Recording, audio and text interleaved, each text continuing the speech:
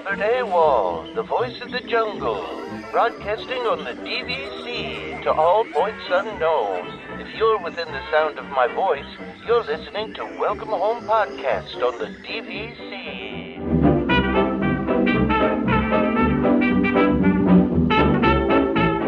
Hello and welcome home. This episode of Welcome Home is brought to you by DVC Resale Market. Thank you for joining us on episode 289 of Welcome Home, a Disney Parks and Vacation Club podcast. I'm Tom, here with Trevor. Hey. Maybe Damon at some point. Who knows? Yeah. Possibly late Damon, maybe. We're not sure. Maybe not at all Damon. We really don't know. He's like Bigfoot, you know? He might be out there. You might see a glimpse of him somewhere. But yeah, you won't get a picture either if you do. No, you won't get a picture. And if you do, it'll be blurry. Yeah, it'll be really, you'll be unidentifiable. But you know, for those concerned about my tattoo saga, my tattoo has gone away. Now it's gone. I know. My rainbow. I forgot that it was a rainbow dinosaur unicorn. You know, until I took the. And by the way, surprisingly difficult to take a picture of your upper arm. I mean, I guess I could have done it in the mirror or something. Yeah, I was gonna say that's why I use a mirror, but yeah, but like I needed a close up of it, and it just wasn't, you know. And also, I'm not like generally taking like, you know, like, selfies of yourself in the mirror. Yeah, exactly. Like I'm not the guy that, you know, whose profile is me, like, you know, making a big muscle with my arm, you know, in a mirror at the gym, you know, like that's not me, obviously. So, so anyway, yeah. So what's going on with you? What's up?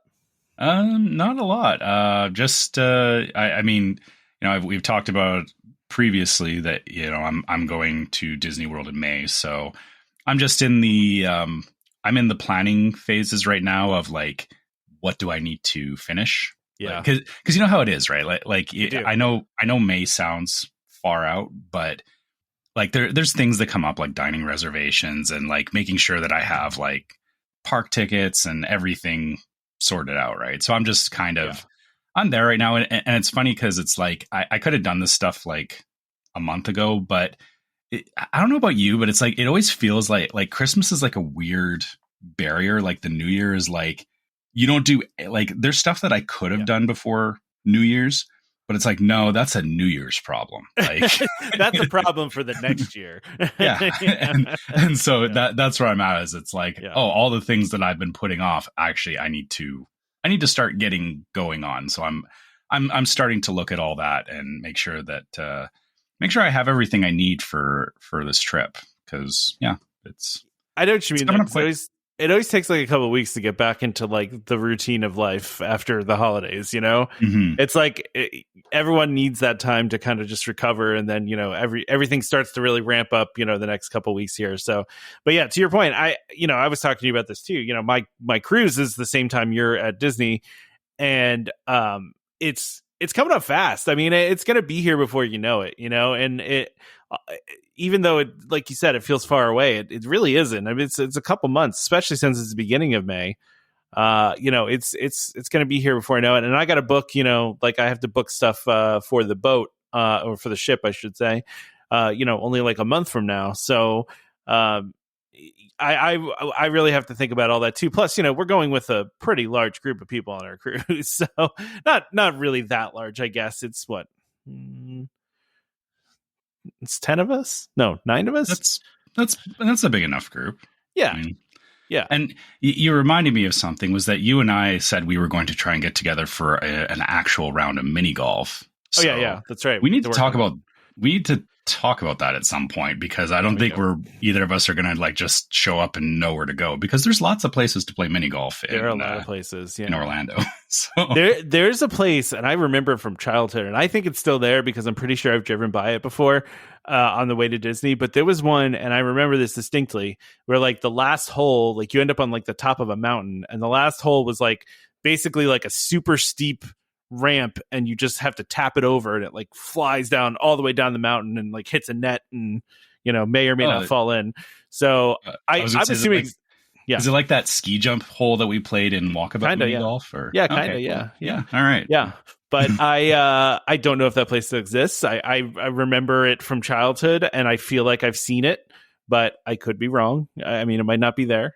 So it's actually been a while since I've gone, ever since my mom moved to Ocala, I don't go the old way that I used to go, right? So like we used to come down 95 and we would go across the dreaded I-4, and that you'd see all that stuff there. But now the way that I come from my mom's, I usually end up coming through backstage areas to get to my resort. Like, because of just the direction we're coming from, it like the GPS always like routes us backstage, which is fine, but like you don't get like the full, I want to drive through the gates and stuff. Exactly. It is different. Coming into like you said, from like the front, and I'm using air quotes, like the front of the resorts, and yeah, you're right. There is all those like places that you see along the way, like all the family fun entertainment places and mini golf and all that. And you're right. I've done the same thing where it's like we actually did when we left. It was like we took it, or we had a ride or a town car service, and he did the same thing. He took us out like one of the back roads, and it was like, like there's not a lot out here. Yeah. Well, we end up going through like neighborhoods. Like, we're like we're driving through somebody's neighborhood, and I'm just like, and there's like, oh, there's a high school right there. Like sometimes you forget that like life is, regular life is just right outside of those Disney borders. The people that work there have to, also have a place to live and take their kids to school and such. So, I mean, I've gone through those backstage areas a bunch of times, and every time my wife and I look at each other and are like, are we supposed to be back here? Like, are we going to get like pulled over by Disney security or something? But nobody seems to care. Supposed to be here. Go to Disney jail. Well, yeah, I don't want to, I also don't want to ruin it either. Like for myself, Right. Like well, not for myself. I don't care about for myself, but for my daughter, like you don't want to think about like the warehouses they have back there to hold all the stuff. Like, I don't need to see that. To be fair, when I was a kid and we were driving places, I had no concept of like how we were getting there or like what things were. It was like, once you got there, it was like, oh, we're here. It was like, I didn't care that we were driving through like, neighborhoods or wherever. Like, yeah, that's fair. And even my son, I've told him like, oh yeah, we went to this place. He's like, I don't remember how we got there. I'm like, okay. Just remember arrival. Yeah. He was in the car, and then we were driving. So then he just, it might as well have been teleportation technology to him, because he just appeared where we needed to be. Right. This is a good point. Yeah.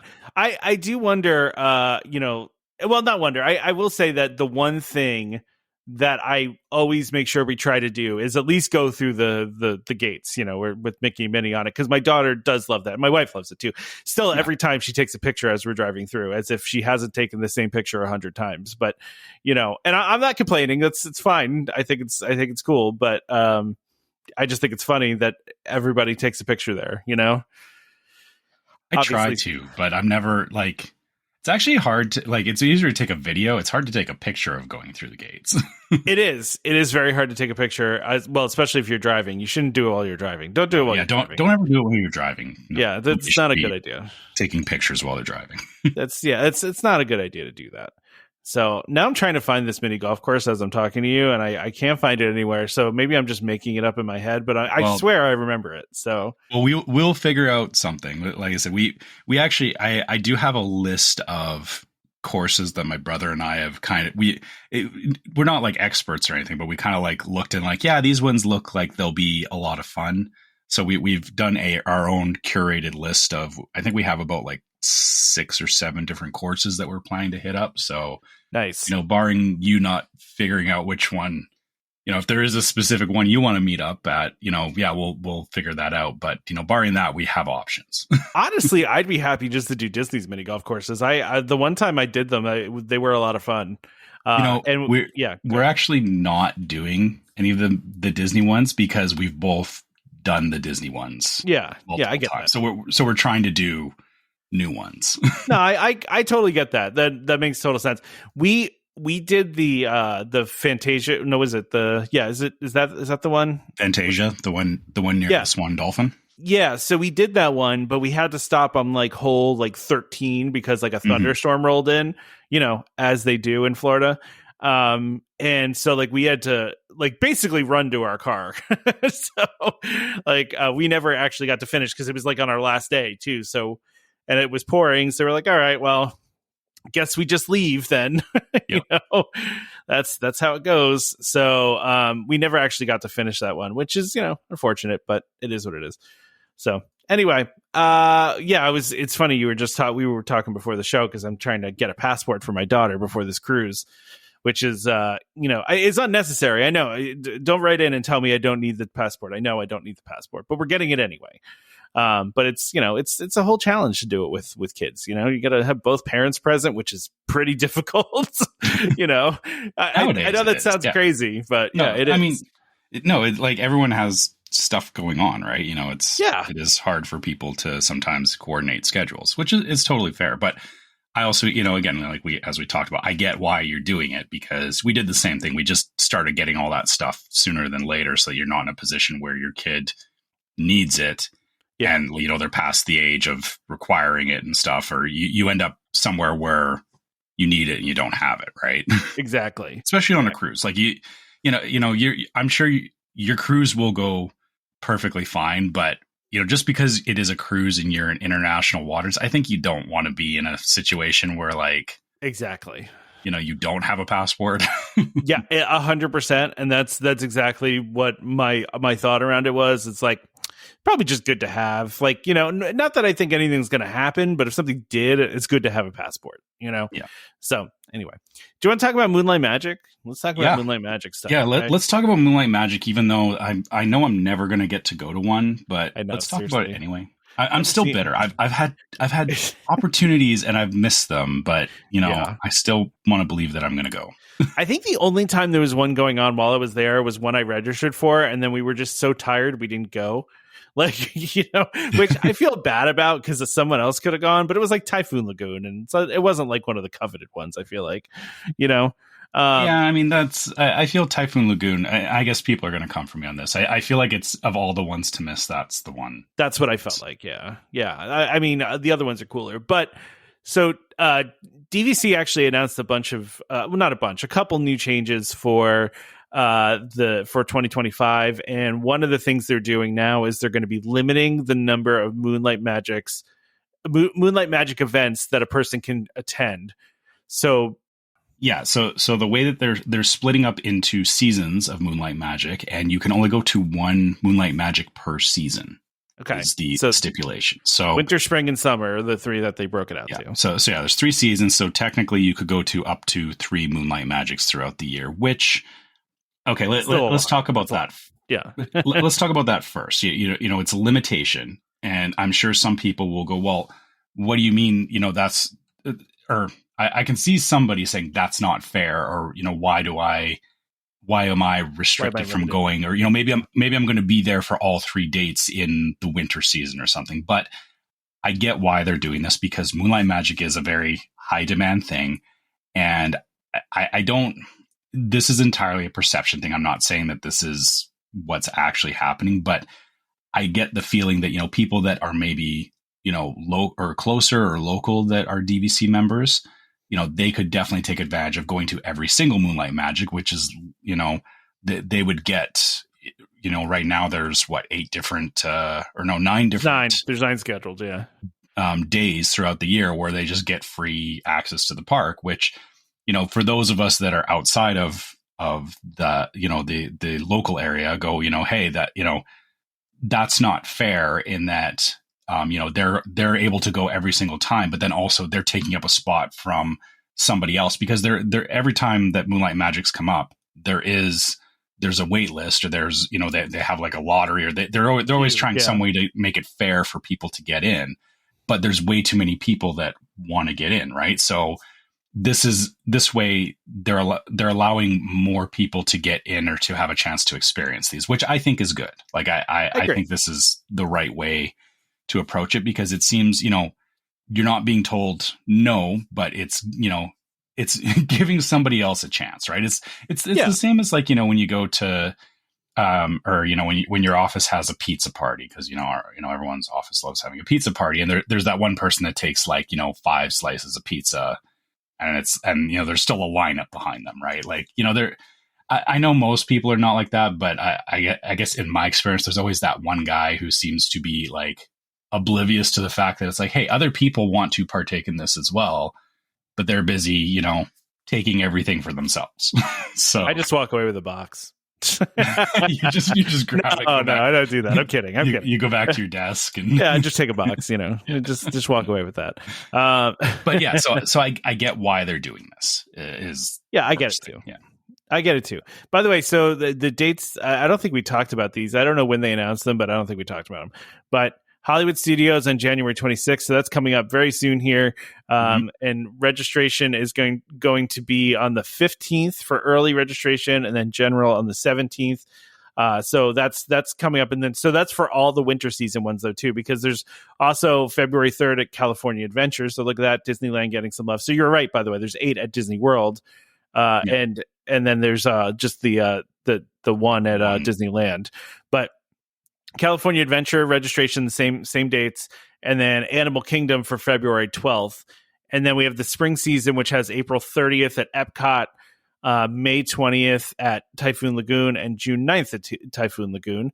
And then there's the summer season, which has Epcot July 17th, Typhoon Lagoon August 11th, Disney Hollywood Studios September 1st. No, and, I think we noted this actually last time, no Magic Kingdom dates, which shouldn't be that surprising, I guess. Yeah, and I think that the trade-off there is that Magic Kingdom has the after-hours parties. So yeah, it does. I think but it's not free, though. It's not free. Yeah, exactly. I think they realize that they can charge for Magic Kingdom. Well, of course. Yeah, of course. Yeah. But yeah, so listen, the registration dates are spread out for these. So if you do want to register, just, go look. But for the ones that are happening in January and February, that registration is coming up in the next few days here. So be prepared for that. Yeah, that's Wednesday. That's good. It is. Wow, that is really quick. Yeah, that's soon. We're already halfway through this month, man. It's going fast. Almost halfway. And that comes back to, the stress of, if you have a vacation booked at that time, there's going to be, people getting on first thing, trying to get in there and booked. I understand why Disney is limiting this for, like I said, for exactly, there's going to be people that, maybe this is the only trip they can do this year. And so, yeah, hopefully, this gives more of a chance for people to get in. Although, because it is the first one of the year, I'm predicting that you're going to see a lot of posts after Wednesday of people who tried to get into Moonlight Magic and didn't because it booked up inside of 10 seconds. Well, yeah, I could see that too. And by the way, early reservation is for people with a hotel reservation at the time of the event, and the later registration is for those without a hotel reservation. So 15th of January, 17th of January, those are the 2 dates for early and general. So yeah, so we'll have to see if anybody hops in. I don't have any Disney plans for next year for this year, I should say, outside of the cruise yet. So we'll see if I end up maybe later in the year wanting to do one of these. Yeah, the closest one for me would have been actually a Typhoon Lagoon one in May, but we leave 3 days before, and I'm not moving my and actually that time period overlaps with my son's birthday, so I wouldn't be like, I'm going to extend my vacation to go to Typhoon Lagoon because I'm not missing my son's birthday. Yeah, exactly. One other thing that DVC's done is they made some updates to the transfer rules as far as point transfers, and they're good updates. They're in the favor of members, and so it's a little more flexibility. Before, you could not transfer banked or borrowed points, and now you are able to. So it actually they put an addendum in the contracts that says allotted, banked, borrowed, reservation, and holding home resort vacation points may be transferred. So that's it's a small change, but it definitely will help some people that tend to transfer points, which I actually used to transfer points between my 2 different use years, which was a huge pain in the butt, which I've talked about, which is why I'm getting rid of those. But this will also loosen things up a little bit too. Yeah, this actually really helps people who do rentals. It does. Whether you're renting out points or renting points, there's going to be more available now because, previously people you're right. I'm glad that they did this because, I've been in that situation too, where it's like, I banked some points and, still ended up not using them or had to like figure out like, well, we got to use these points because they are banked and, we have to use them before the end of the year kind of thing. Right. Yeah. Like this way, even if you have banked them, you still have, you have time to figure out either if you're going to use them or if not, you can transfer them to someone else, via rentals or I guess this is primarily like if you have somebody, a friend or whatever, it's like, hey, I can, transfer my points to you or whatever. Cause I guess like rentals are usually, I guess, people just renting reservations, but I mean, theoretically, I have seen scenarios where people will actually like, hey, I've got points. And then somebody else will say, yeah, I'll take those points from you. And then, transfer money that way. So it's it could work for member to member, right? Like if a member just needs some extra points, you could, I guess, theoretically buy those extra points from somebody. Although it is worth noting, you are limited to one transfer per use year. So moving in or out of the account, right? So they still limit you on that. It's not it's not like they're going to let you do a lot. And I also saw, not in this article, but somewhere else, that they specifically prohibit doing this for any commercial purposes, such as renting them out. But at the same time, there's not a whole lot of ways they can enforce that. So, well, I mean, the stipulation on that is commercial entities that own, or basically it identifies like company owned points, because there are situations out there where like a company has purchased points. And that is restricted, that you can't use it like that, because otherwise it'd be like, hey, my company bought points and it becomes like a secondary in revenue stream where you're selling out points or effectively renting points through a company. And I guess that's something like I've seen I've actually seen people on Reddit, because I do go into like Walt Disney World Reddit, where like I saw somebody like going, like these rental places, they're just capitalizing, they're buying up all these contracts. And it's like, no, that's not how the rental places work. Like people are actually under the perception that it's like that, not just, we have like DVC Rental Store, who's a sponsor of ours, but there's other places like David's and stuff like that people are like, oh, these rental places buy up points and then rent them out for, so that they can make money. And it's like, no, they're a broker, which is different. Like they're not, they're not buying the points. They're helping facilitate the renting of the points. And people don't understand that nuance sometimes, or that difference. Like it's not that there's a company out there that's like got hundreds of DVC contracts and they're just renting them out. Like that's, or I guess if it is, it's not anybody that we're aware of. I mean, it does exist though, because somebody complained about this at one of the condo association meetings, and DVC leadership came out and said that, that's not allowed, and that they are trying to find ways to crack down on it. But it's a tricky problem, right? Because maybe I bought 1,000 points, and I bought 1,000 points so that my kids can go on trips all the time. And then but are you buying them as a company though? I guess is the thing. There's a difference between you, I feel like, you're right. They do need to find ways to crack down on it, but you can look at who ownership. If you look at who owns it, if it's owned by a company, I mean, that's flag number one. Right. Well, that's true. Yeah. That's instead of an individual. Yeah. So, all right. Well, so those changes were made. I wanted to talk though too about anything else DVC you want to talk about before we talk about No, not right now. Okay. Hopefully maybe the only thing I want to say is maybe they'll add another Moonlight Magic event when I'm going, but I highly doubt it. I mean, they have been randomly adding them throughout the year, right? So, every once in a while they'll throw a new one in there. So who knows? So I did want to talk a little bit about Disney Cruise. I know it's not really your thing, but I thought this was kind of interesting. So Disney's building, they have this Wish class ship. You know, all the cruise lines have different classes of ships that are different sizes and such. And you know, so like the Disney Wish and then the Treasure, and you know, can you?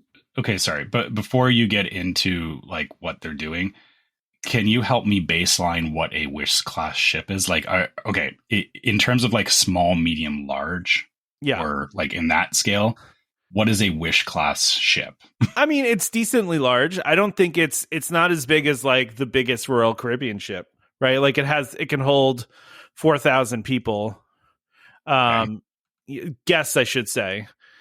But yeah, it's pretty large.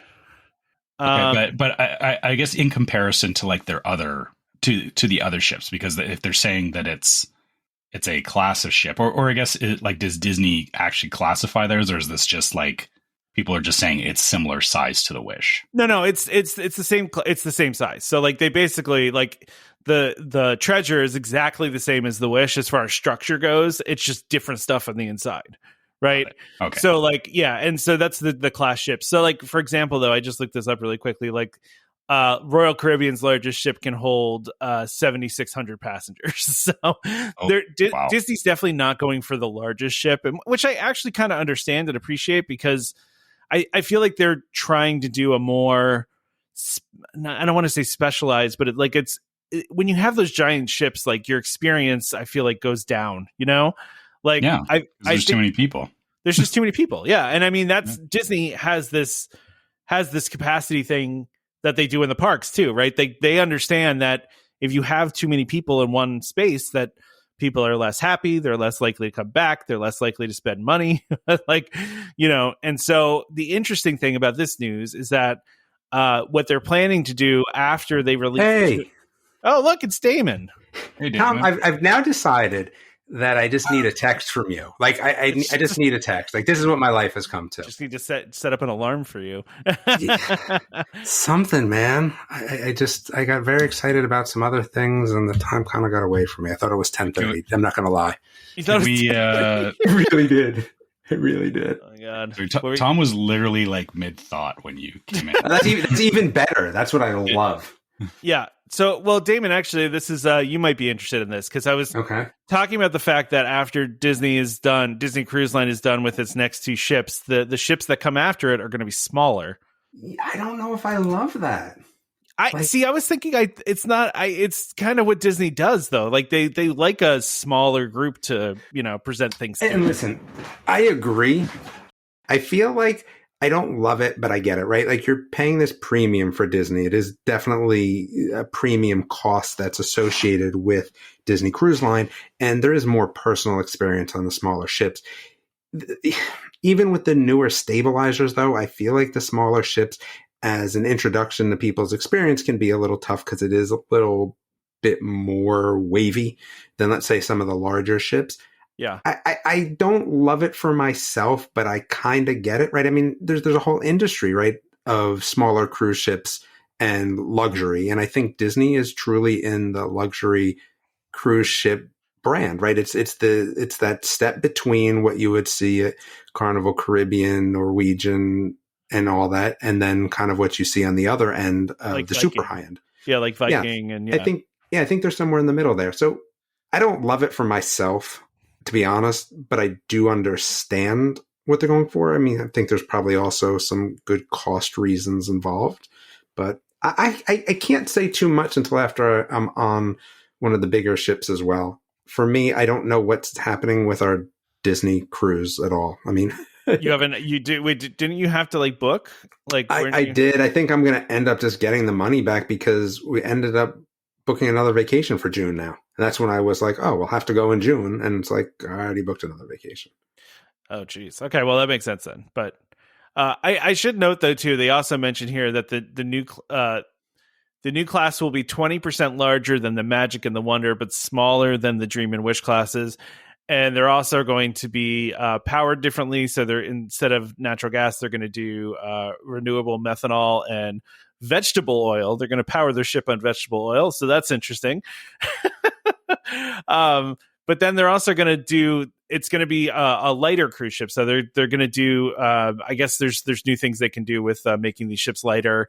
And then a streamlined hull, a new propulsion system, and all sorts of other ways for them to save energy and try to make the cruise line less. Well, a lighter ship doesn't make me feel great either, but we'll see. Yeah, I mean, just skip across the waves. I'm sure it'll be fine. Yeah, it'll be better, right? Okay. It says guests will see the difference from a more this is a quote, from a more hydrodynamic design to lighter materials and energy efficient technology throughout. It doesn't say, I mean, it just says guests will see a difference. It doesn't say what you'll see a difference in. Hopefully not more throwing up. And well, that's, you would that assume that you would assume that they're not going to make it more bouncy, right? I mean, they're not going to make it so it's harder to be on, I would think. But we'll see. The thing is, I did get on late, which is unfortunate because there was something that I want to mention about DVC, but I guess I'll just talk about it now. Just talk about it now. It's fine. Good. I mean, it's never stopped me before, so that's good. Yeah, exactly. So the thing is that we went to book a room prior for our June vacation, our other June vacation, right? So we're going to stay at a night at Disney just as we get there, right? Because it makes sense. Why do I want to waste my money? Even though I have no points, I'll borrow because it makes sense. Why is there no difference between OKC, Saratoga, Animal Kingdom anymore? What do you mean by that? Points. No difference. Point values? I don't know. That's crazy to me. Like, the thing that I was thinking to myself is like, kind of stay at OKC or Saratoga because I want to save points. But if I can, and listen, I don't love the food at Animal Kingdom, but it doesn't matter. I think the experience is still nice. Still better. Yeah.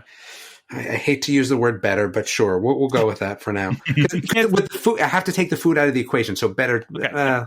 If you take the food out of the equation, I mean, you're walking out on your porch and seeing a giraffe. You can't see that at Old Key or Saratoga. I mean, I can play tennis at Old Key, but yeah, okay. So why is this though? Like when they refinagled the points, I didn't really think about it too much. And then I'm sitting on like a June 13th. And I'm like, wow, I really got to pay the same whether I go to Saratoga, Animal Kingdom, or whatever. Now, Riviera was more points, but I was surprised that OKC, Saratoga, and Animal Kingdom are within a point of each other, which to me is crazy. Did Saratoga and Old Key West go up, or did Animal Kingdom go down? I'm not that invested to know the answer. If I had to take a stab at it, I feel like they went up, but okay. I mean, I was just surprised. 40 points for one night in a 2-bedroom is just when I can get Animal Kingdom 2-bedroom for 41 points.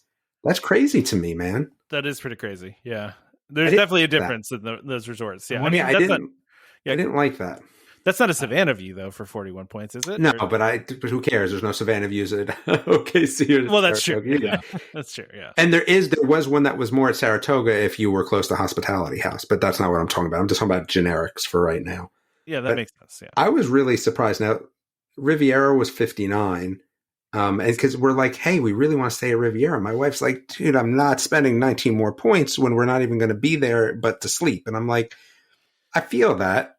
I definitely do. Yeah. But I would have liked to stay at Riviera at some point. I don't know. One night, like just do it once. And I'm borrowing points. If I wasn't borrowing points, I wouldn't feel so bad. But, my wife's like, we're borrowing points. Like, why do we want to borrow 19 extra points for nothing? Yeah. And I'm like, it takes a chunk out of your future prospects. It does. And again, I was just so surprised that there wasn't that big of a difference anymore. I felt like where's the OKC value?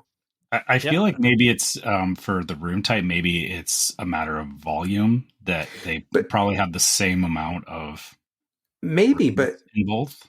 But when I went last time and we stayed in a 2-bedroom, there was a huge difference. And I felt like it was still over the summer. But I think when they refinagled those things, remember they did that. I think that this is the time that kind of got exposed a little bit. And they rebalanced the point charts. Yeah, maybe you caught the bad end of that. I think I did. But I think it's something good for other people to know. I mean, we're going the 13th, which I don't know if Florida schools are out. I mean, we'll just be out. I know northern schools are not out at that point. Yeah, I mean, that might be a good time to go, actually. But although if it's higher points... It was a good time when the points were lower. Yeah, now I don't know. Yeah. But they might have reallocated it because a lot of people were I mean, because we know that usually DVC members like to go during the less busy seasons as opposed to the busier seasons. So could be the fact that it's more points might tell you that it actually is not as busy. But who knows? Yeah, not sure. But I thought it was interesting. Yeah, I guess points traditionally are reflective of that it's when they want people to come versus when they want to push people away from coming. So yeah, maybe that's it. As something changed and they don't necessarily want it's too busy. As many people at Old Key West and Saratoga for some reason. And I was surprised because I was going to do a Copper Creek, but then I see those, and again, for people that get on the boards and post about this, like I see Copper Creek, I see Polynesian, there's big old things that say there is construction. And I just didn't want to be part of any construction nonsense. Copper Creek's in the middle of a refurb, so. Yeah, especially because we're going to go sleep and get up and go somewhere else. Like I need to get like no issue sleep, so. I get it. What? I would have gone there though. Poly though, because I don't know. Poly was tagged as well for those time frames. I wonder maybe because I mean the tower's open, so I'm trying to figure out what else they would be doing at that time. I don't know. I don't think they're due for a refurbishment either, right? No, they just did them not too long ago. So I don't know. Maybe that was around. Actually, no. Look, I'm just looking. They're doing renovations all the way through 26. Just found an article about that. Yeah, maybe. So maybe that's it. Yeah. Let's see. What are they doing? Yeah. Look at me bringing DVC news to the table. I know. Look at that. That's impressive. Yeah. So they don't say specifically what's going on through 26, but they just said there's like general like improvements going on. So I don't know. I guess maybe they're just improving like the grounds and all that kind of stuff. So yeah. Anyway.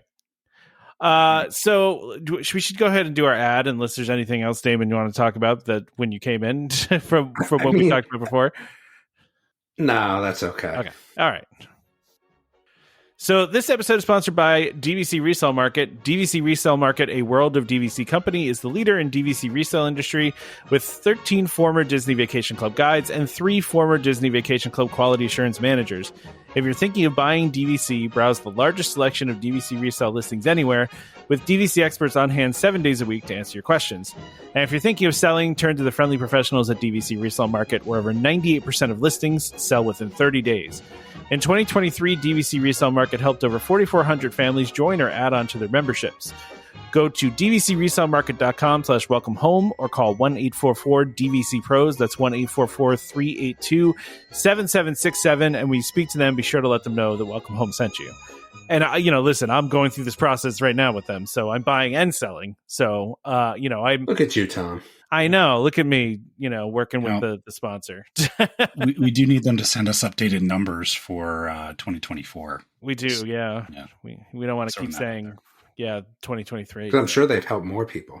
They probably have. Yeah, they probably have. By the way, I can really attest to that. Go ahead, sorry. At least one more because they helped you before the end of the year. Well, that's true. Yeah, I can attest to the selling quickly thing, by the way, because they say 98% of listings sell within 30 days. Mine sold in less than 24 hours. So, yeah. How many families do we think it is for 2024? I'm going to say over 5,000. You can say over 5,000? All right. Yeah. Okay. We could do the over-under at 44 and 4,400. You'll take the over. Are we sponsored by Disney DraftKings? Disney DraftKings. I mean, ESPN is in. They have ESPN Bet, right? So, anyway, so I wanted to share this this Haunted Mansion sipper. Why is Disneyland always doing the sippers? And I feel like that doesn't happen at Disney World, really. I mean, they're more appealing to the local crowd. Is that what it is? Answer. Yeah. I mean, I have one from the water park. Oh, yeah, they do. Yeah, I feel like you're right. Because they do have them every once in a while, right? Like they had the Orange Bird one, I remember. I feel like last year. Yeah. The water park one I love. But again, I can only have one of them. I wish, they keep doing them, and I only need one, and I'm good. Actually, Katie got it for me. I didn't even get it myself. Did you actually drink out of it? Sorry, Trevor. No, how dare you? I have a Mickey sipper. it's not like you don't drink out of them. That's the thing. You don't drink out of it. No, it looks really nice on my shelf. I am running out of shelf room now after that stuff that I got for Christmas, though.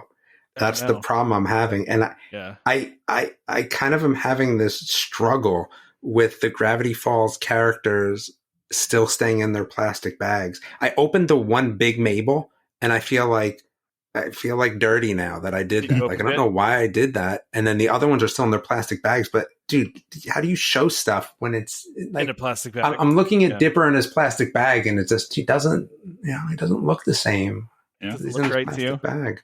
Maybe you need to get an acrylic box to put it in or something. Yeah, but then you still got to open the plastic bag, though. Yeah, well, but then it's sealed in acrylic. But the plastic bag has Gravity Falls like stuff on it. Oh, yeah. See, it's not. It's like a regular plastic bag. It says like Gravity Falls on it. Like, I don't know. Hold it nicely and put it in the acrylic box.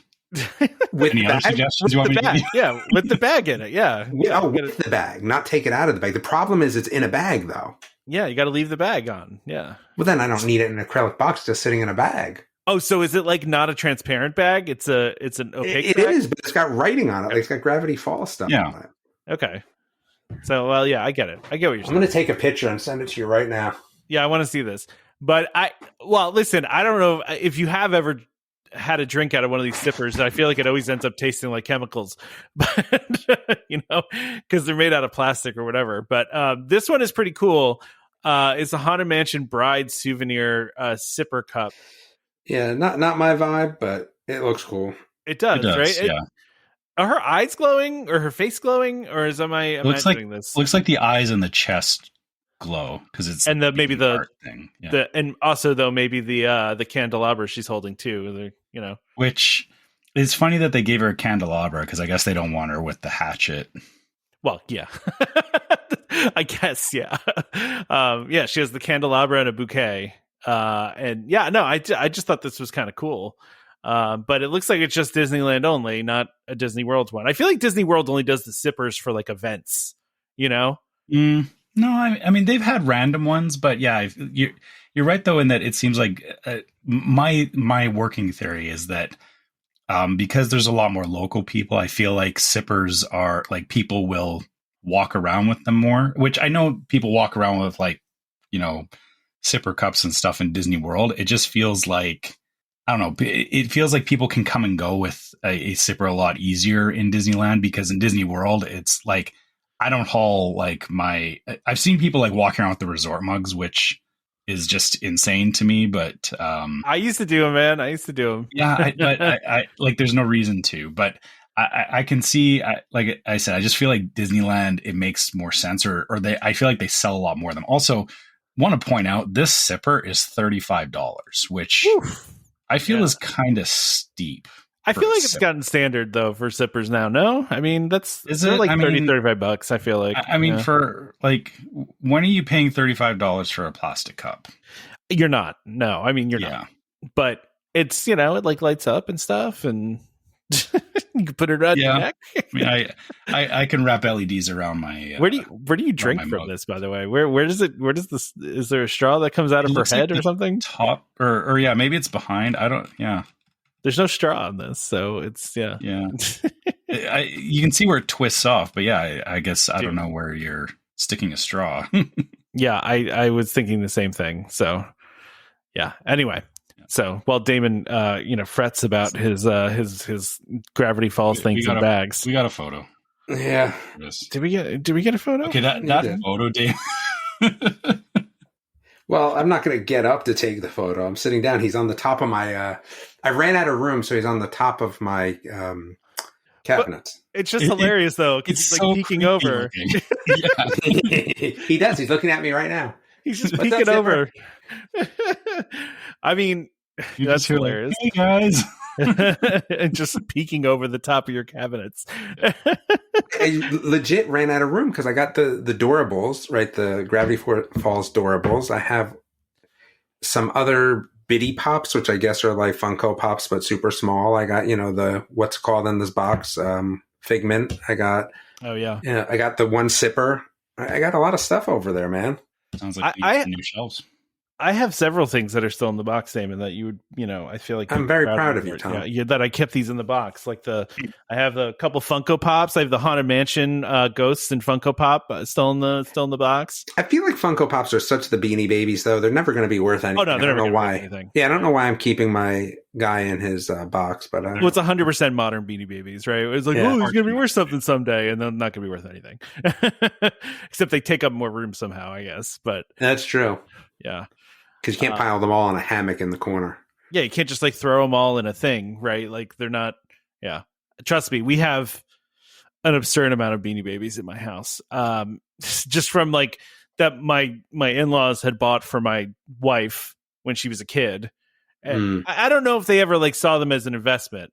I think it was more just toys, but like none of them were worth anything. I looked them up. There's only like one that's worth anything, right? Yeah. Yeah. So anyway.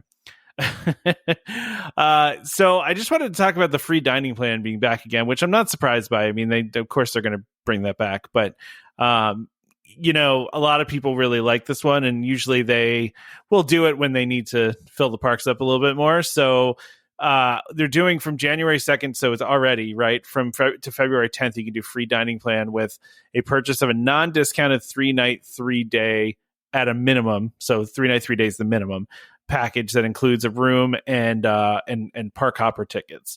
So we talked about this before. There are times where actually they will have a room discount instead of free dining, which ends up being a better deal. But I don't know if they're doing the room discount too. I don't see it, but I could be wrong. I don't see any room discounts, but yeah, the thing everyone needs to remember about free dining is, because you are paying for a non-discounted room, if you really do the math on it, sometimes it can come close to the room discount. A lot of times you're saving in that, I guess it's less about the free and more about the fact that you're not having to figure out meals for the time that you're there. Like it's a convenience thing. Right. I think the convenience factor, the more I start to soften on convenience factors, even if they're not truly economical convenience factors, right? Whether time is money, money is time. Yeah. So it's your time or your money. You got to decide which one you want more. I mean, that's the whole value proposition behind FastPass, right? Is paying for FastPass. What is your time worth? Is it worth, paying X amount of dollars for you to skip all the lines, or, you want to wait in time?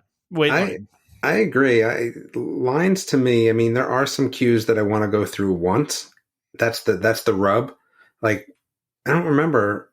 Like, there were some queues that I want to go through. So that's kind of the rub sometimes, is sometimes fast passing all the time, you don't necessarily get to see some of the cool stuff that exists. But yeah, that is true. Like, and I know you don't like Flight of Passage, but Flight of Passage was kind of classic for that. There was a lot of there was a lot in there. Yeah, there's a lot of cool stuff in the queue, and you kind of skip it all if you go fast pass. Toy Story Mania back in the beginning, and they had a lot of stuff in the queue. I mean, now it's been moved so many times, not as much, I don't feel like. But Mr. Potato Head's still there, just, not always. I mean, he's still there, yeah. Yeah. What were you going to say, Trevor? I was going to say, when it comes to dining plans, it's not like you're skipping the meal for the dining plan, Yeah. It's just, saving you on or I guess is the dining plan actually more convenient? I've never done a dining plan. I feel like it adds an extra layer of like. No, I think the prepay is where it is, because you're not worried about how much money you need to bring. The convenience of not having to think about money, I think, is what it is. Maybe not a time convenience, but a mental health convenience, I think. Yeah, but then you still got to like balance your credits and stuff. You got to make sure that but you've already paid.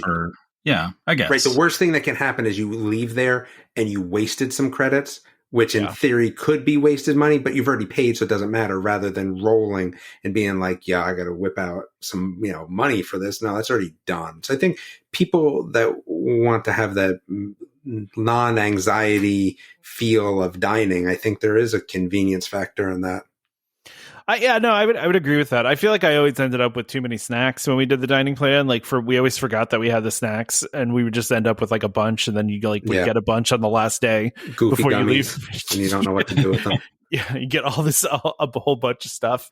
Rice Krispie treats for everybody. Oh yeah, exactly. Yeah, exactly. So I mean, like you said, it is convenient in that way because it's like, you have a quick service meal, you have a table service meal, and you don't have to worry about the cost of those things because it's already paid for. Like everybody can get whatever they want, and it's paid for. I've done it with people where they've done the dining plan and we didn't, and it wasn't like, I don't think either one was any harder, easier, or any different in terms of actually going. What we did is they kind of figured out where they want to go, and we just kind of went along with them and paid. So yeah, I mean, and that is.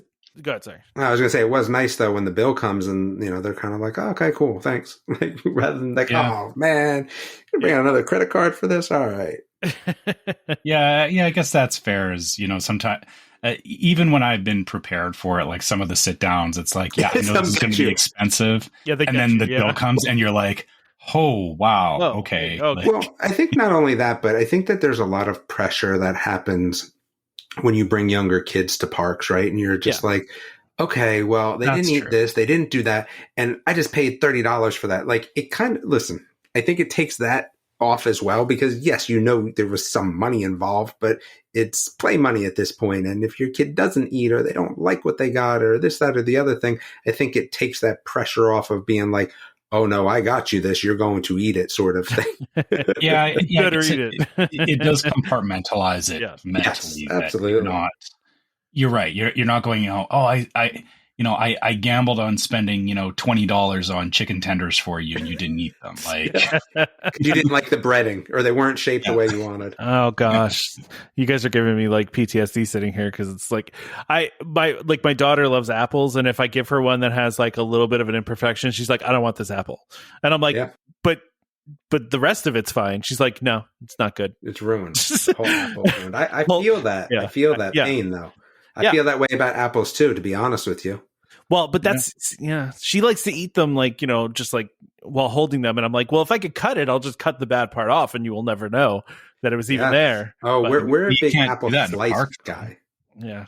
You're a big apple slice? Yeah. Like I don't usually, I try not to just do apples off the cuff. I like to slice them, but my dog is an apple fiend. Like apple and pizza, and popcorn. You can't even. So if I want to eat an apple in the house, I literally have to hide.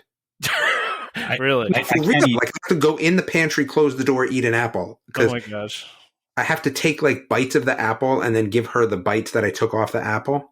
It's I can't eat popcorn because I can be on the opposite end of the house and he hears the bowl moving. Bag or, instantly at my feet. It's my daughter with whenever my daughter has goldfish, my dog, he can hear that from across the room and just knows there's free snacks coming. He knows goldfish are going to be dropped, because they just always are, right? There's never a time a goldfish doesn't hit the ground. So yeah, and that's his little favorite snack. But I know what you're saying though. That does factor in. I think I told everybody here we prior to being DVC members, although one time I think while we were DVC members, we used to do the dining plan all the time. And then one time we decided not to do it and then just add up the cost of all, just eat whatever we want, not think about it, and then add up the cost of everything that we spent. And we ended up spending less than we would have spent with the dining plan. So at that point, we felt the dining plan was not worth it for us. Now that math might have changed now that we have, a daughter. But I don't know if it has or not. I mean, we'd have to look at it again. But I mean, I did the math on it years ago when we first started with DVC, and specifically doing a DVC stay and the dining plan, it was the same thing. It always worked out that it was more expensive to do the dining plan versus just buying what we wanted in the moment. So I feel like even, with young kids, you're right, is, and that was we were budgeting we're going to buy kids meals here and there and all that. And even as my son's getting older and when we're buying, we're not buying the kids meals anymore, it's still the same thing because, it's not like you can get the kids dining plan. By the time he was old enough that, he was eating the adult meals, it's he's paying for the adult dining plan now too. So it still works out the same way. Right. So that makes sense. I get you on that, but it's, I think the biggest problem is when you have DVC, that just the immediate value of DVC the only way I would even consider this is, obviously, yeah, it is a package and you're paying for the package. If I'd like drained all of my DVC points and there was like no way that I could stay on DVC, but I was still going, sure, I would consider this. But for me, like, yeah, the math never works out. And even if I was like, well, but it takes away the mental stress of it. I mean, the way that I get around that is I just always, I'm sure, or I don't know if everybody does this, but, I make a bucket of like, I have my money defined well ahead of time, and I always like over budget by like an extra $500 or more, which I know may sound like a lot for food, but it's like that way. It's like any incidental stuff that comes up. It's like, yeah, we can go get snacks. Yeah, we can, oh, you're hungry. Yeah, we can stop for this or whatever. And we never get to a point where I'm feeling like, I don't know if we got enough money to make it to Saturday. Like, yeah. I get what you're saying. All right. So, but it's good. It's good that they're bringing it back. I mean, people have been asking about it. Like, again, reading Reddit and stuff, people are always asking about the dining plan. So yeah, it makes sense that they brought it back. It's just, unfortunately, I wish DVC would look at it from time to time, and that because we used to get like promos on tickets and stuff, right? I mean, we do still, like, have a promo for DVC members for dining, not free, obviously, because that doesn't benefit them in any way to do that. No, but maybe one year, do a promo where hey, it could actually like let me just spend points for free dining. Oh, that's an interesting idea. Yeah, I'd be on board for that for sure. How many points would you need to spend for that? Who cares? I would definitely do it. I have too many points as is, so I would definitely do that. It would probably be similar to like the park ticket thing that they're doing. Yeah, that's true. For the annual pass thing, right? Yeah. Damon, are you going to stick around for food? Or are you going to... I almost said a bad word. No, definitely not. Okay. Wow. That was a close one. I think the only thing I will say, I have I did look at Festival of the Arts is the only food I would talk about if I was going. Yeah. There are some new items though that do look interesting, but I refuse to talk about them just on principle. Okay. All right. That's fine. That's why we have the music, and you can't even be here anyway because the music says you're not here. So exactly. So that just wouldn't even work. Yeah. Wouldn't work. All right. Well, let's get into it. All right. Let's do it. Right.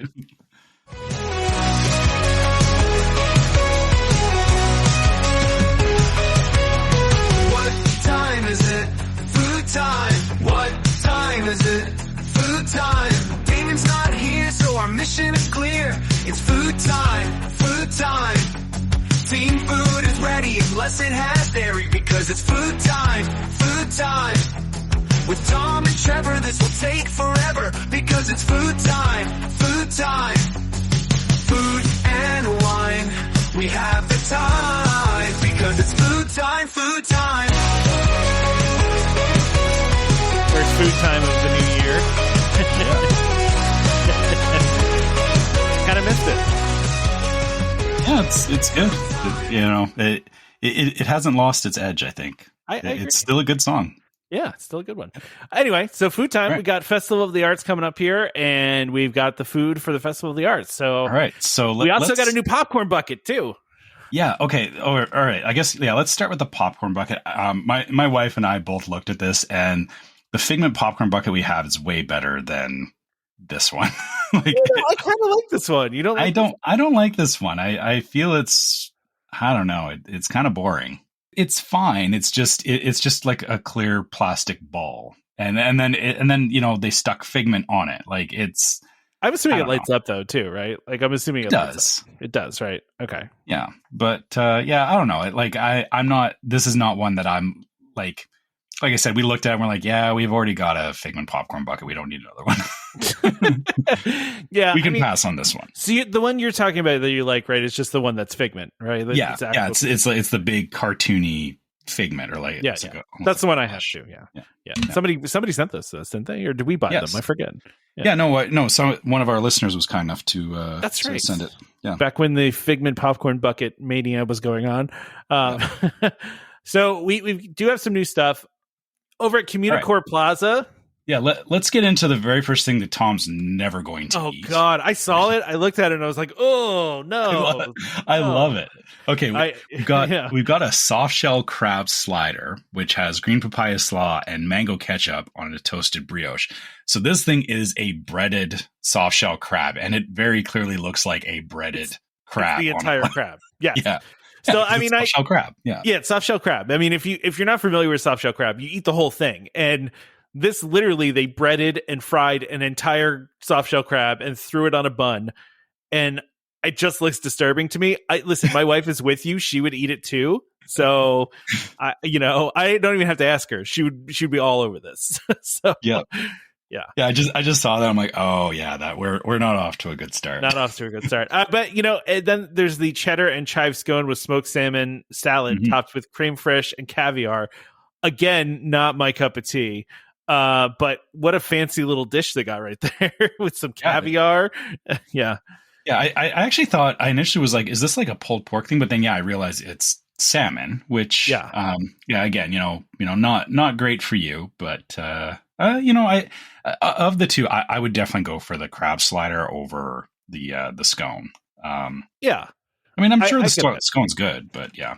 I think the very first thing though that, I feel is appealing to you and honestly looks fantastic is this enchanted rose. Yeah. Milk chocolate rose with raspberry and a rose center. What is rose center? Is that like a rose water kind of thing? Like, or I think it's actual like rose because roses are edible. They are. So, yeah. I mean, it looks, listen, you have me anytime you say milk chocolate, and this also just looks very cool. I always like when they do like it's very vibrant, right? It's so eye catching. Like, if you saw somebody walking by eating that, you're like, ooh, what's that? Like, yeah, exactly. I agree. Right. You know what? They have something similar at oh gosh, why am I forgetting the name of the really nice chocolate place at Disney Springs? Ganache, not the Ganache, the other one. Amarette's, thank you. They have like a rose chocolate thing over at Amarette's. Yes, they do. Yeah. Yeah. So, I mean, I don't know if they just decided to steal that or whatever, but I mean, I'm not mad that they are. It's, it's better to have more stuff, more options in more places than, it only being in one place. They have a lot of new stuff going on, by the way. They do. This is not like the past festivals. They're doing a lot here. So we also have Connections. Go ahead. Yeah, so Connections Eatery has a Figment's Liege waffle with ube filling, which I'm not familiar with. Yeah. Ube, I thought was I'm thinking of uzu. Purple yam? Is that what I'm getting here? Okay. Yeah, looks like.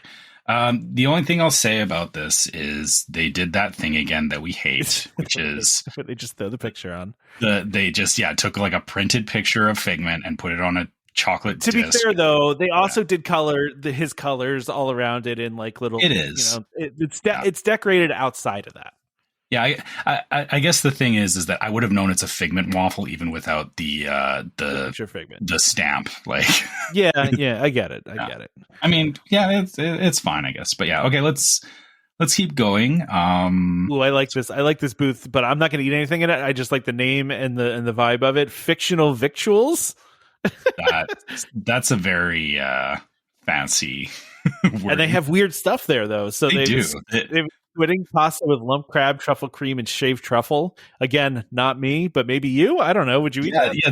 This year is not looking good for you. There's a lot of seafood going on. Which I mean, I do like squidding pasta. I've had it before. It's good. The next one, this is the thing that there's you have a choice between squid or octopus. I feel like you would be filled up. This is one you could eat a lot of fun stuff at that you would be all about. The second one is a charred octopus with crushed fingerling potatoes, Kamalata olives, capers, and romesco sauce. Okay. Which again looks delicious, and I can get the squid or the octopus tentacle can be off-putting, but it's good. I mean, it's if you've had, or I guess if you haven't had calamari, I get that.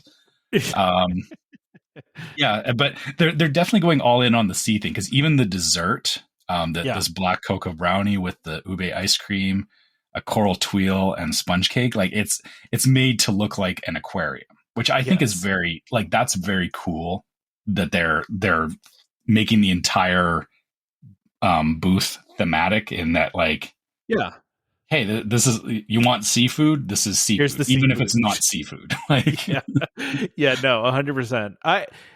I don't know how I don't think I've ever had ube before, so I don't know what that even really tastes like, but the brownie looks good. I would eat the brownie. Think like you've had like sweet yams or like candied yams. Yeah Yams are my thing. Okay, then it's I think it's good, but obviously everybody has their own preferences. They do also, by the way, have a butterscotch milkshake here with a chocolate garnish, which I would be all about.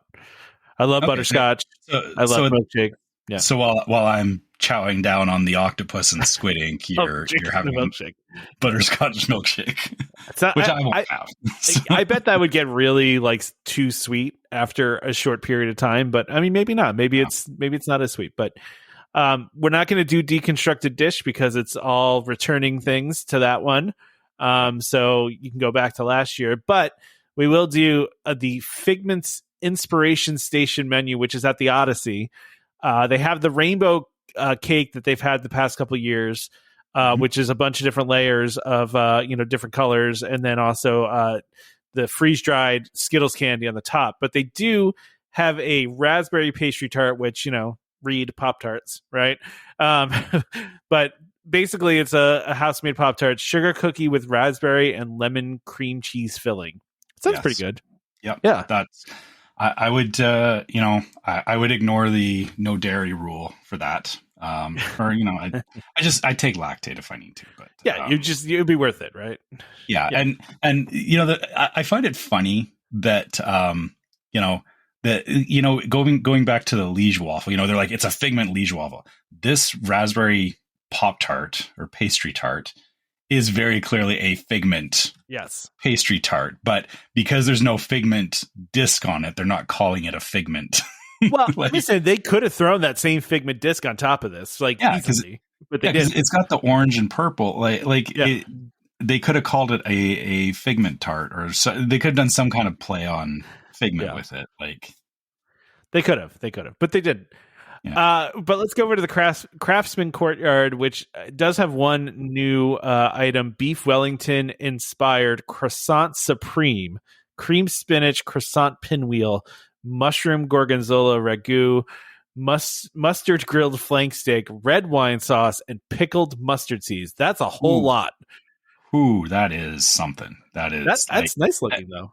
that is good. Like that's got a lot of good stuff on it. Yeah, this is like an English meal, just like all in one bite. Like it's got everything going on. I love the horseradish. It looks very fancy. Yeah. All right, so roast meat with horseradish. Actually, like I feel like, or at least in my family, like it's really only me and my dad that go for it. But I feel like it's like I don't know, an acquired taste, but I love horseradish. It's so good. I'm not a huge fan, but as you probably surmise. All right, we're skipping ahead. Skip. The Painted Panda. Okay, Painted Panda. Yep. Another one up Trevor's alley right here. Yeah. What is this? Har Gao, would you say? Yeah, Har Gao, yeah. Shrimp dumplings with pumpkin puree and a drizzle of chili oil. Interesting. Okay. The pumpkin puree throws me off a little. Does it? Yeah. Yeah, in shrimp dumplings, I wouldn't expect to see pumpkin puree, but I'm sure it's probably good. Yeah, and then they also have an egg tart, a Hong Kong-style egg custard tart. Now, this is something I would try. I like custard. This looks good. I would eat that. Anything custard is usually going to be good. Yeah, I agree. Yeah. It's skipping down. Refreshment Outpost has its typical artist palette jumbo chocolate chip cookie. Yeah, with the little bit of paint on it. Yeah. Germany. Go ahead. Sorry, you want to do Germany?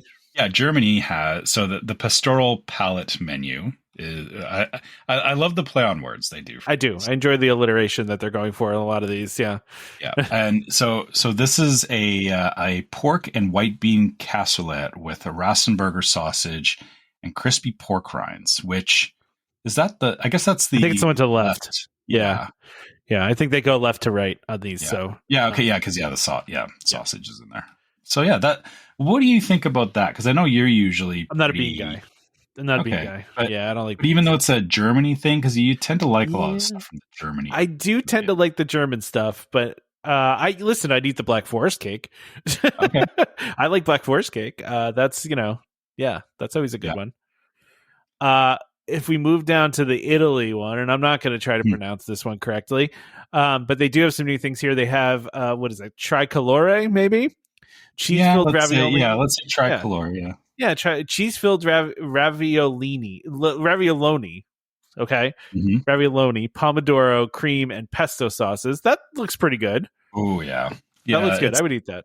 I have such a love-hate relationship with like ravioli and tortellini and stuff like that because they're usually cheese filled. Yeah, that makes it tough for you. I shouldn't eat them, but I always do want to eat them. yeah. Then we have just basically a circular mozzarella stick that they had last year. Yeah. But I think the star of this one is the hazelnut s'more cannoli, a cannoli shell dipped in chocolate and graham cracker, chocolate hazelnut cannoli cream, and toasted marshmallows. I love anything s'mores, but I also love cannoli, so this is like heaven for me right here in a dish. It's a meeting of two perfect places in your mind. It is, yeah. It really is. So I would be all about. It feels like I'm just going to eat desserts if I were to go to this. Just walk around eating dessert, which I'm fine with. Don't get me wrong, I love dessert. So, go ahead. How many of these cannolis are you ordering? At least 2. There's at least 2 happening. At least. Yeah. I think if you want to go back for more than one, I think that says it's really good, right? Like there's some things where it's like you try it and you're like, yeah, it's it's good, but if you want to go back for a second one, like that's what you want. That's what you want. Yeah, I agree. Although the artist table menu over here looks like it might have some stuff for me here. There's a deviled egg trio, a pimento cheese one, a green goddess one, and a BLT one. I'm not really digging that, but I'm talking about the chicken pot pie, and it has pot pie, by the way, in quotation marks. So smoked cheddar Mornay sauce, roasted vegetables. I could do without the pickled mushrooms and the wasabi peas, but the sherry chicken jus served on an open faced flaky pie crust. So it's basically a deconstructed. That's why they're calling it a pot pie in quotes. Yes. Is that it's literally it's more like a pizza than a pot, but I guess because it's the flaky pie crust and not like a pizza crust. It's basically all the ingredients of a chicken pot pie, but it's looks like a pizza. Yeah, it's served like a pizza. Yeah. I'm not sure how I feel about pickled mushrooms. I've never. That seems odd, right? Yeah, it seems weird. Yeah, it's a little odd. Yeah. The artist table is kind of. I mean, they also didn't do any alliteration with the name, which I feel unfortunate. Yeah, they're no rhyming, no alliteration, because it's in the American Adventure, and we're boring. So. Yeah, and then there's also the funnel cake, or they just call it funnel cake, I guess. Cake. Yeah. So there is a cotton candy funnel cake, which I mean, because if you didn't need more sugar on your funnel cake, here it is. Extra. Yeah. So cotton candy funnel cake topped with powdered sugar, vanilla ice cream, whipped cream, pink and purple sugar dusting, and cotton candy crunch. What is cotton candy crunch? Is that is it like cotton candy that they made into like a crunchy chip? Because that sounds kind of great, actually. Oh yeah, it's I would equate it to the texture of Pop Rocks, but without the popping, like a crunchy candy. Yeah, it's like that. But then obviously you get the cotton candy flavor, which if you're looking for cotton candy flavor, this definitely looks like it'll give you that. But there's a lot going on that. It's a bit much. Oh boy, this next one is Trevor just all over it. The taiyaki or all of it, just all of it, the whole thing. Right. Yeah. All right. In Japan. Yes. So taiyaki is it's a crisp, flaky, fish-shaped pastry filled with sweet beans, served with whipped topping and blueberry popping boba. So, okay, I know that sounds weird, but taiyaki is really good, and it's like it's not fishy or anything. It's actually most of the time it's like custard or like cream filled. So even though it has a picture of a fish on it, I would say you should try it. Okay. like I think, and again, the way that they presented it, where like the cream is like, it makes like waves and everything, like it looks it's pretty cool. Looks beautiful. Yeah, it does. This would be the one. Again, you're eating dessert. Yeah, you're eating dessert at all of these places anyway. So, this would be the one I would say you would get from Japan. I would say you would actually like this one. Okay. Yeah, and you like sweet red bean is very like it's candy. Like I know red bean you equate to like beans, but it's good. Okay.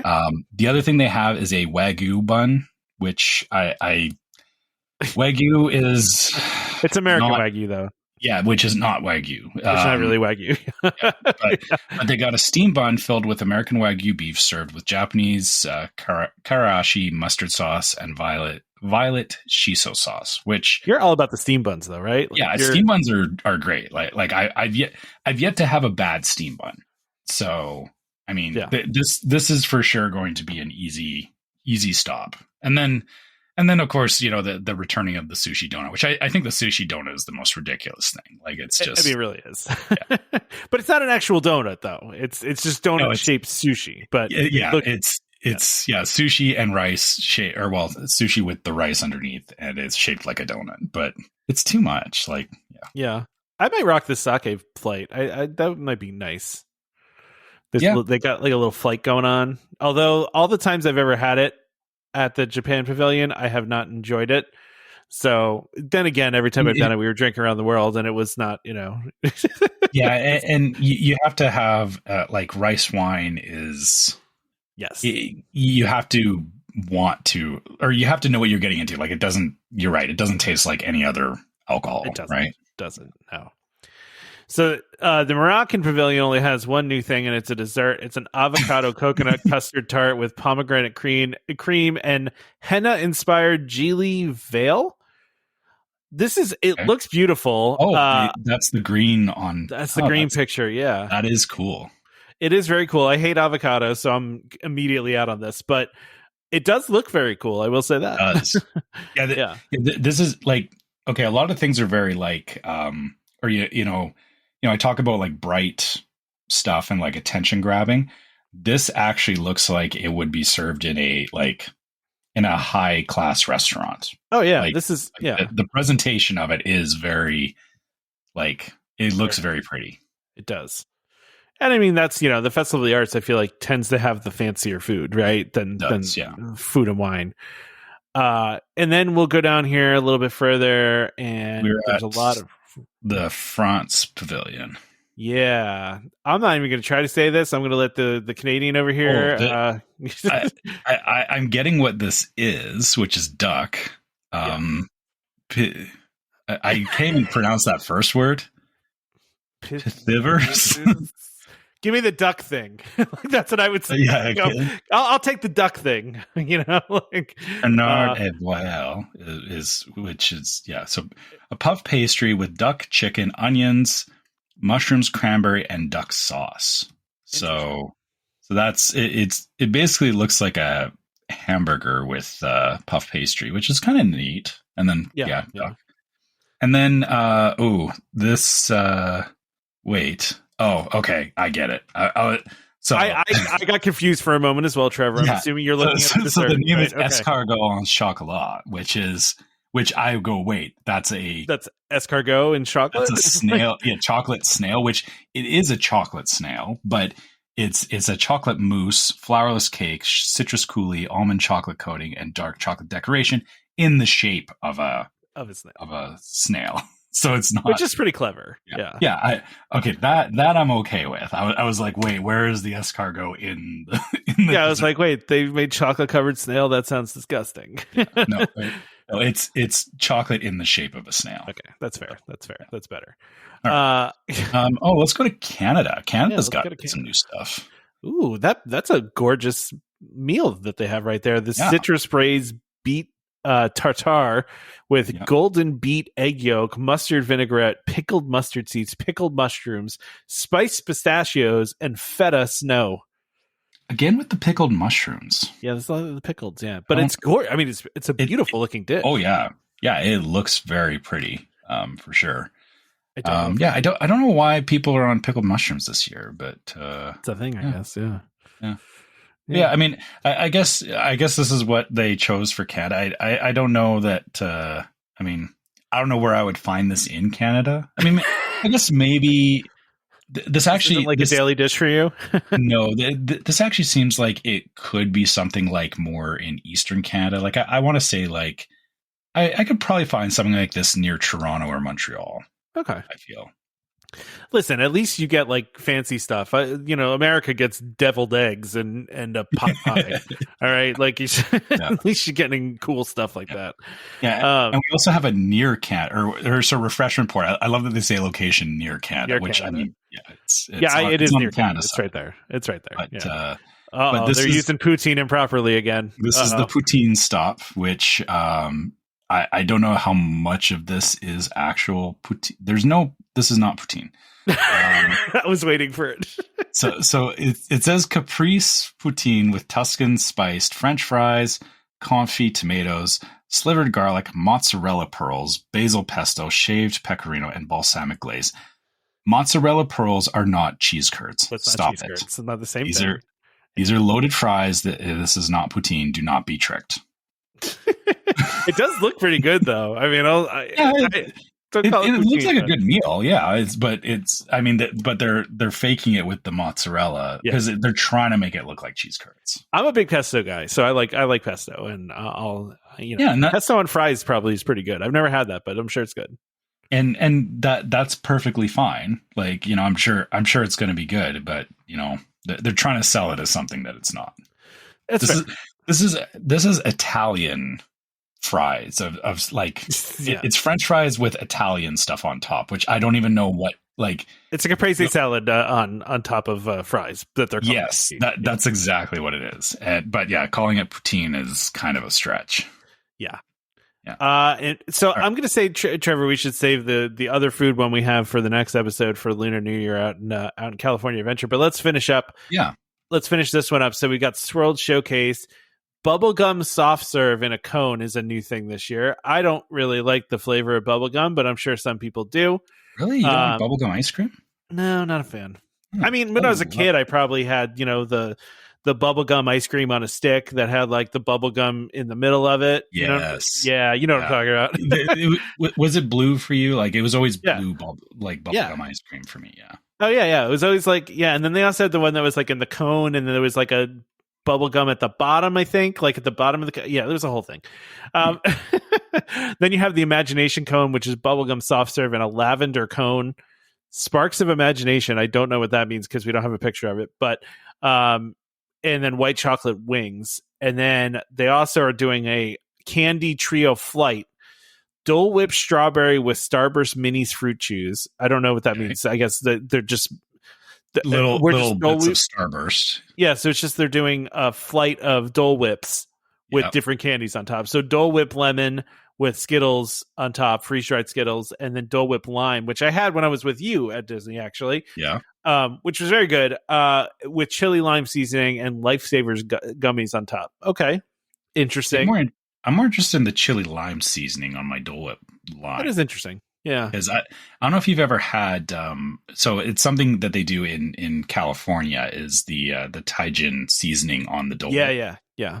It's really good. I feel like this is going to be in that same kind of wheelhouse as you get like the sweet and savory. Which after this flight, you've just OD'd on sugar and Dole Whip. Yes, I think that chili lime seasoning is going to be the only thing saving you with the Lifesavers. Haha. But yeah, I feel like if I actually walked around this festival, I would die from overexposure to sugar. Yeah, you would be in a sugar coma by the time you hit Morocco, I think. Yeah, I'd be in really bad shape. There's also a liquid nitrogen, and they've been doing the liquid nitrogen thing for a couple of years now. Mini cake pop with berry sponge cake, white chocolate ganache, and a colorful chocolate splats. Yeah, which is the one thing we do have a picture of here, which just looks like a very cold cake pop. It does, yeah. But there's something about the smoke coming off of it that make it. I mean, I know it's not smoke, but you know what I mean. It's I get it. Like we did that at one of we went to a dessert party where it was actually a Star Wars one in Hollywood Studios, and they were serving they were serving cake pops that they were dipping in liquid nitrogen. And yeah, it was like they hand you the smoking cake pop. And of course, cool though. Yeah. And you put it in your mouth, and for like a second, it's like you're breathing fire, right? Like, or like there's like smoke coming out of your mouth and everything. Yeah. It's definitely liquid nitrogen stuff is fun. And you know, the pictures, you know, allude to it. You know, it's another one of those eye-catching things that if you see people eating in the park, you'll be like, ooh, what's that? Ooh, what's that? Give me that. I want to eat that. So I think that wraps up Festival of the Arts. I hope anybody that goes enjoys. You know, for those that don't know, this is like the shortest festival. I feel like it's only January 17th to the February 24th. So you're talking just like 5 weeks, basically, right? So you know, get out there and do that one, and then, you know, I'm sure we'll have Flower and Garden coming up soon here. They'll put the menu out for that in a month or two, and then of course the main attraction, Food and Wine. So yeah, but we also have a Lunar New Year one for California, but for Disneyland, but we'll hold off on that one until next week. So yeah, we can touch on that later. And yeah, I will say, I think of all, because I have been to all the festivals, I feel I really do enjoy Festival of the Arts the most. It's a cool one. Yeah, just because it's you get the most interesting stuff, right? Because it is all artistic based. It's not like Food and Wine, like you said, you know, they're pushing food and wine. This is like Festival of the Arts is the place I feel that they get a lot more experimental with it because it is Festival of the Arts. Yeah, I agree. All right. Let's wrap everything up. Yeah, I guess. Yeah, I realized I'm looking at the timer, but I forgot we had a blip in the middle of the episode, so the timer is not correct, which means we're actually way longer than I thought. That's why we're stopping. Yeah, exactly. Yeah. So yeah, I guess you know, if you guys ever want to reach out to us, you can always find us at welcomehomepodcast@gmail.com. We love getting your questions, you know, hearing your trip reports, or you know anything you want to share with us about the show. So you can always find us there, and you can also find us on social media. We are on Facebook as Welcome Home Podcast, on YouTube as Welcome Home Podcast, and Instagram as Welcome Home Pics. Make sure you check out our group on Facebook, Welcome Home Disney Waitlist, where you can partake in all kinds of conversations about things that we talked about on the show, but also, you know, just find a place to connect with a bunch of other people that are passionate about Disney the same way that we are. And, you know, you can talk about DVC and, you know, your own trip planning, all that kind of stuff. You know, we love seeing people, you know, just asking questions and stuff in the group, and, you know, everybody contributing, which is, I think is a great reason to have a Facebook group like that. So, you know, please check it out. And if you want to help support the show, you can go to store.welcomehomepodcast.com and check out our merch. You can get all kinds of different stuff there. Maybe you need some t-shirts for an upcoming Festival of the Arts trip. So, you know, go grab one from the store. And similarly, we also have a Patreon. You can go to patreon.com/welcomehomepod and check out our different levels of Patreon support.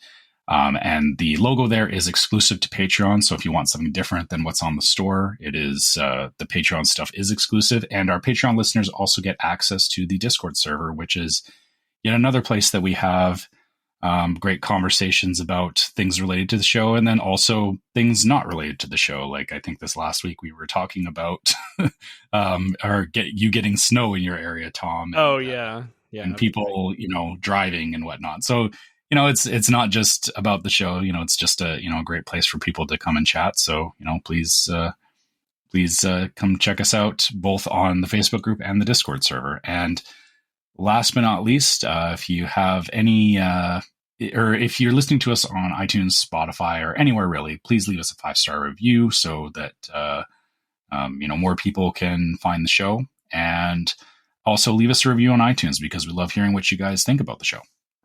Yeah, and also don't forget to subscribe to Welcome Home Podcast so you can be reminded every time we release a new episode.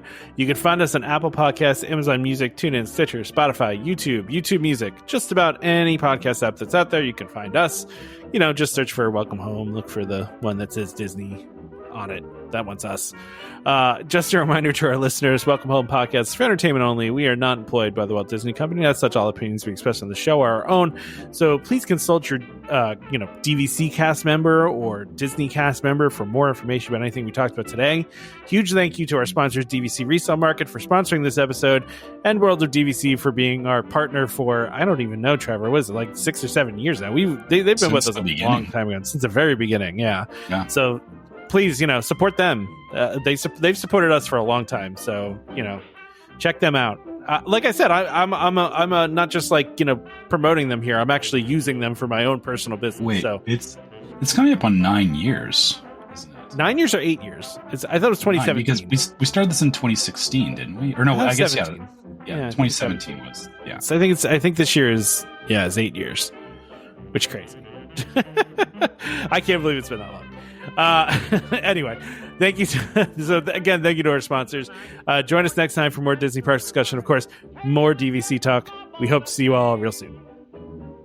This is Skipper Albert Awol, the voice of the jungle, signing off from Welcome Home Podcast on the DVC. Do a huddle when we hit a chair.